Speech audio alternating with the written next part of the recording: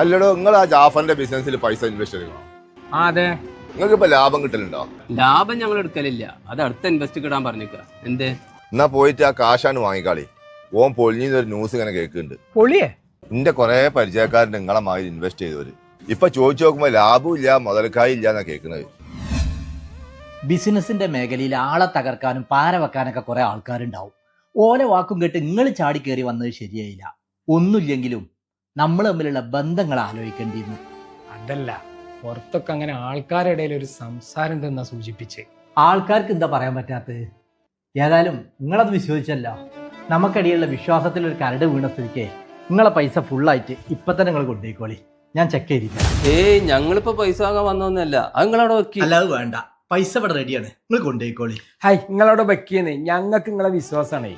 അല്ലെങ്കിൽ ഈ കെണിയും ഫിത്തിനെയും പറഞ്ഞിട്ട് ചിലവൽക്കൊരു ഹര. അതാ പറഞ്ഞത്, ഒരാൾ നന്നാവണത് മറ്റൊരാൾക്ക് കണ്ടുകൂടല്ലോ. അപ്പൊ ശത്രുക്കൾ ഉണ്ടാവും, ഇല്ലാത്തത് പറഞ്ഞെടുക്കാൻ ആളുണ്ടാവും. അതൊക്കെ ഇതിൽ പറഞ്ഞതാ. അല്ലെങ്കിൽ മുസ്തഫ, നമ്മൾ ആ നജീബിന്റെ വർത്താനം കേട്ട് ചാടി പുറപ്പെടാൻ പാടില്ലേനി. അല്ല, ഒന്ന് അന്വേഷിച്ചതിൽ തെറ്റൊന്നുമില്ലല്ലോ. ചെറിയ പൈസ ഒന്നല്ലല്ലോ, പോയാൽ 2 ലക്ഷം ദിർഹംസാണ് പോണത്. ഞാൻ നിങ്ങളെ കാണണമെന്ന് പറഞ്ഞത് എന്താ നിങ്ങളെ പൈസ കിട്ടിയോ? എടാ ചെങ്ങായി, അന്ന് എന്റെ വർത്താനം കേട്ടിട്ട് ഞങ്ങളാ ജാഫറിനെ കാണാൻ പോയിട്ട് മാനം കെട്ടങ്ങായി. ക്യാഷ് കിട്ടിയില്ലേ? മൂപ്പർക്ക് ഒരു കുഴപ്പമില്ല, പൈസ എടുത്ത് ഞങ്ങളെ കയ്യിൽ വെച്ച് തന്നതാണ്.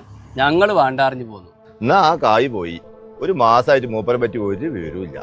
അപ്പൊ നിങ്ങൾ ഈ വാർത്ത ഒന്നും കണ്ടില്ലേ?